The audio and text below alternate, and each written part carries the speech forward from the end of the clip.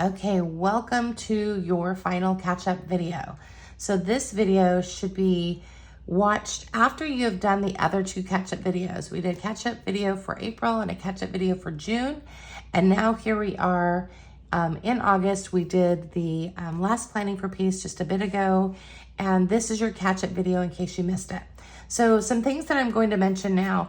If you are using, it doesn't matter if you're using Planning for Peace or if you're using like the full journal that we have, or if you're using your own bullet journal like I am, I really like these tabs. These are Post-it flags. They are great. You can write on them. I like them because they're stiff. I don't like the ones that are not stiff. These stiff ones are great because they will last you all year. So this was Soraya's from 2 years ago. They're great. You can write on them. I write on them with a Micron pen. That's usually the best way to write on them. And yeah, so I'm just giving you that tip because this isn't tabbed. And here's the thing, we talked about tabbing it. Nobody could agree how they wanted it tabbed. So just get these. It's not hard, I promise. I actually didn't put my tabs in until recently. So I just have a tab for where my evaluations are, so I can get to those pretty quickly. I have a tab for my year at a glance, which I've been filling out more and more. I have a tab for where my blocks start, where my months start, which again, I've been filling that out more. And then I do not have a tab for my weeklies, but I have this tab here that says this week. So once my weeklies are all done and we are in the school year, this tab will go at the top. So it's really easy when my husband is teaching to go to this week. So I also have one at the top for festivals. All right, so let's dive into this. So by now you should have already done your weekly layout. You should have laid them out already. If you're doing it in a bullet journal, it might look something like this. This is my weekly layout for our first block in class 7. And I've got everything that I want to accomplish. So on the block side, I've got the field trips that I want. So this first one is a physiology block. I am planning to take her to my acupuncturist, and we're gonna have a chat with him about how chi moves and how energy moves. So I'm putting that in this physiology block. I've got, all of those other pieces that I really wanna make sure that, that I've pulled from over here where field trips and experiences, books, that's been moved to this weekly space in all of the places where they're going to be. I've also sort of sketched out when we're doing it. We are in the middle of a move again at the beginning of the school year, but we pretty much know that we're starting on September 9th. And so I'm really like putting those pieces in place now. So you've taken it from this weekly, and maybe yours, again, looks like this because you're using our journal. You're taking it from the weekly, and now you're moving it to this space where you're going into your daily plans. So your daily plans, I'm going to warn you or just let you know, yours are going to look different than mine. This is my 5th time teaching physiology. I know what I'm doing, so I just need notes to remind myself. I do not need like a ton of things. So if you are somebody who needs more notes, this is the place to put them. So in the Planning for Peace journal, there's definitely significantly less room because you would only have this here. I kind of did the same just so that you could see side by side. This is what it looks like in my bullet journal. This is what it looks like in my Planning for Peace journal.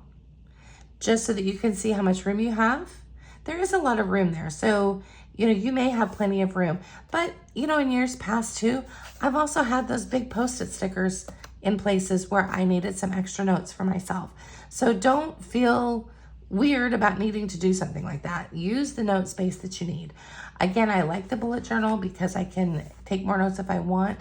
You'll see the other side of my bullet journal. I have the field trips listed. I've also written down what I'm reading. So we're reading The Age of Discovery out loud during this whole year because I love Kovacs, so I don't want to skip Kovacs, but his stuff does not fit in exactly where we want it for our blocks. So we're just going to read it all year long. We're taking enrichment over at Seasons of 7. So I've got which enrichment cycle we're on. It's German for the first 8 weeks for the class 7 kids. So, and then I've also got a space for math practice, and I'm sure I'll have some, whatever we're working on right here. As we get closer, I will populate this. She's also doing Duolingo German. So you can see I've got the date up here, but it's in pencil because I'm still a little stressed about our move. It's in pencil still, but that's about when we think we're going to start. So if you're using Planning for Peace, you've got, the space for the child's name, of course, and reading that you're doing, and then any language work that you're doing. If you're doing handwork right now, you've got a space for that. I do not have to assign handwork to this child. For my older children, I've had to make sure that we're, either always catching up on something, always doing something. This child crocheted probably 15 things over the summer. So I'm not concerned with whether or not we will be doing handwork all year long. I am sure she'll have some project. Plus there will be some blocks where I'll be assigning some things. Nothing in the physiology block. We don't need any, female or male body parts or anything like that. But this is where you would put all of those things that you're going to put in your dailies. So this would be like for your week, and then you're doing that every day. I like to keep, if you need to keep attendance, I like to keep it here in the Planning for Peace journal. Makes it very easy. So if you say are using a charter school or some government entity where you have to keep track of that, just keep it in the journal, and then at the end of the month, calculate it all that way. I don't have to in the state of Florida right now, so I don't have a spot for that in my journal. I do definitely, and I'll be populating this later as we get closer. The week before, I'm thinking about any goals that we have for that week. Like, are there behaviors that we're working on? Are there things I want her to work on? Like, that's definitely something that would go here in this goals section. So I'm hoping that makes sense. Now, I get often this question, what about drawings? So I actually don't have them here with me, but I do main lesson drawings for all the children in advance. They're called prop drawings. If you're listening to or watching some of our other content, you'll see prop drawings are mentioned. So the prop drawing you're doing in advance so that you know how your child is going to act.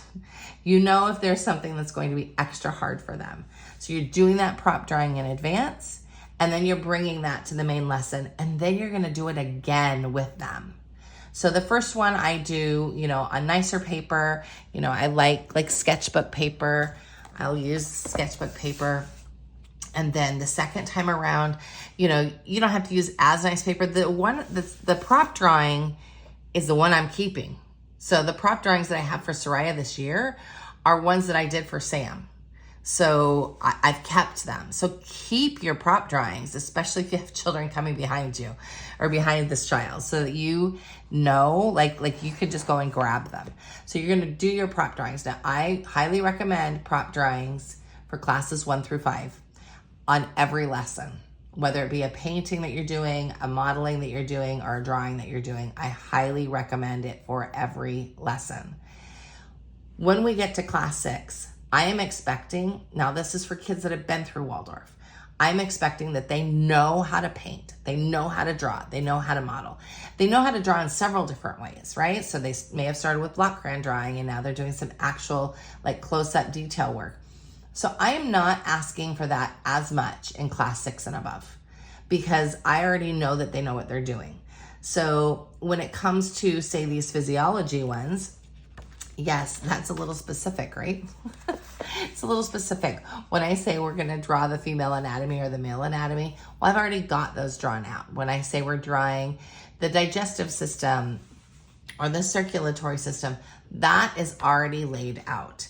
So she will copy my drawing. But there are definitely different places within the curriculum that I am allowing her to have that freedom.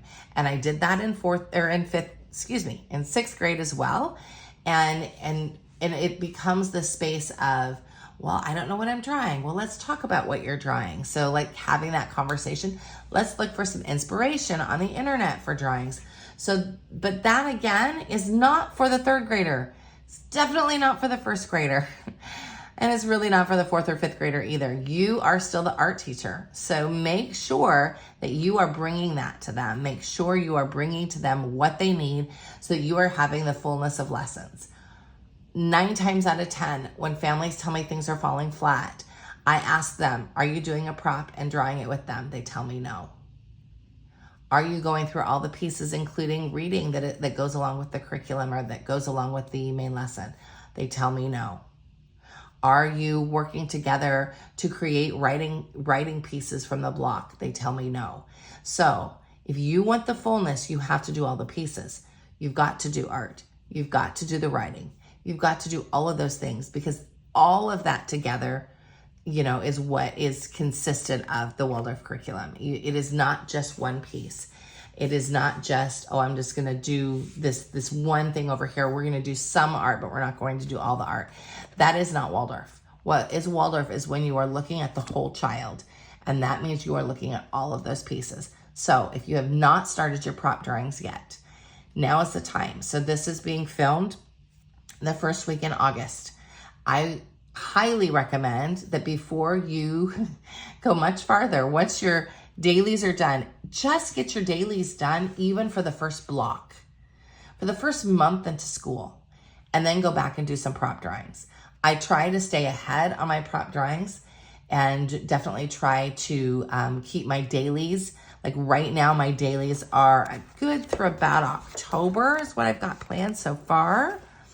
And then we'll be, actually, it looks like I did through November 1. That's the first couple of blocks that we're doing. And then I'll be sitting down and going through the next ones.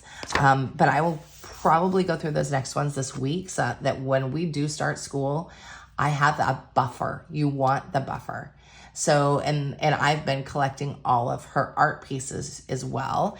And so, and these are the class 8 art pieces, but I just want to show you, like, I keep them all in a folder so that it's easy when it's time. It's easy for me to just grab them and keep them with the schoolwork, so that way it's not a big deal. I've got everything there. So it's really helpful when you keep things from children before, your old prop drawings, because then you've got all those pieces together. All right, I think that's pretty much it. I definitely want to say this is time too for you to go back through and let me look at the month space. So I don't know everything about our rhythm right now. You know, like I said, we're in the midst of a move. So I just write down what I know. So I know we're doing in September 3 weeks of physiology, in October 1 week of physiology, a week of Joan of Arc, and 3 weeks of Wish, Wonder, Surprise. So I'm populating that in my calendar. I've got the week numbers here, but that's only because we're also doing Seasons of 7. And so that my son is over at Seasons of 7. So I want to know what week we're on. And then I also know like what his blocks are. So his block in October is a government and philosophy block. So I know where he's at, and I know where I am at with Soraya. I also have any holidays that are marked. My husband's birthday is on here. Like all of the things that I know will affect school. Halloween is marked, because you know how kids are with Halloween. Michaelmas is marked. And that comes from this year at a glance, where I started that. You know, I started writing out all of those things, and then I transferred them into this monthly space. I do not use this as my daily planner. My daily planner has a lot of things in it, and it does not include this. So my daily planner, it has, you know, like right now, my cleaning lists in it for our move and all of the rooms that have to be packed and cleaned up. So my daily planner is separate. So especially if you are running any sort of business or you have, you know, a busy life, I would not keep your daily plans in your Planning for Peace space. I would only keep your school plans. The school plans, I love having them here because I can just grab this and go to the library. I can grab this and, you know, go do my planning somewhere else. So that's what's really important for this. So again, you've got your dailies, but I'm also going through and filling in everything that I know for what's coming up. Like I know what the blocks are. I know what the blocks are. And you know what? Here's the deal. If you make a mistake, whether it be in the Planning for Peace journal or in your bullet journal, you can, because I'm going to show you, I made a mistake the other day. You can cover it up. Take a piece of paper, covered it up. Not a big deal. Not a big deal at all. So if you suffer from like perfectionism, which I definitely do to a degree, I love pieces of art paper that I can stick in there. I also do a lot of things in pencil, y'all. Like, hence, again, because we're moving, I've got the dates on here, and I'm 99.9% sure those are all going to stay. But there are a few things that are still in pencil.